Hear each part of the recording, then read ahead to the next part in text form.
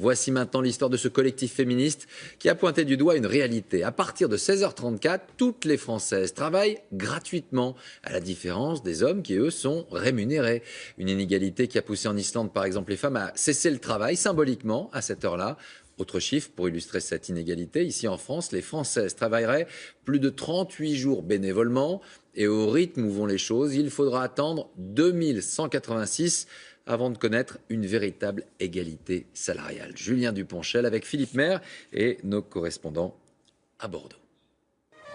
L'inégalité des salaires entre les hommes et les femmes, un problème qui remonte aux années 50. Pourtant, 60 ans plus tard, le sujet fâche toujours. Selon les chiffres d'un collectif féministe, un homme est payé 15% de plus en moyenne qu'une femme. Un écart de salaire correspondant à 38 jours de travail.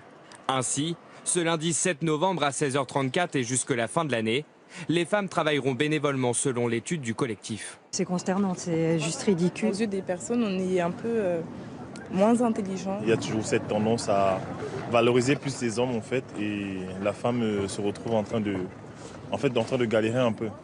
Cette jeune femme de 43 ans possède un diplôme d'ingénieur en informatique. Un parcours universitaire brillant qui lui permet d'accéder rapidement au monde du travail. Une entreprise l'embauche à 2600 € bruts par mois. La différence entre moi et les autres hommes pouvait aller jusqu'à 1000 € bruts par mois.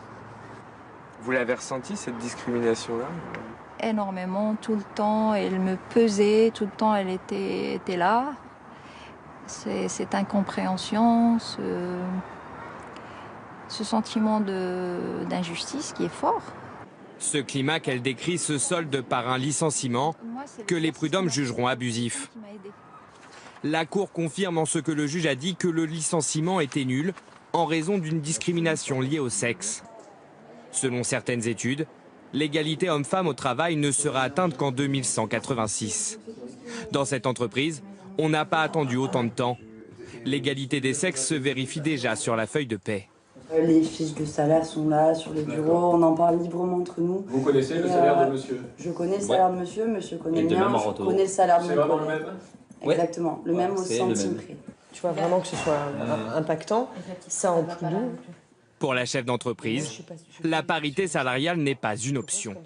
Il y a juste une décision à avoir et se fixer comme objectif qu'effectivement les gens soient payés pour ce qu'ils font, pour le travail qu'ils effectuent et que ce soit sans distinction de sexe, d'âge.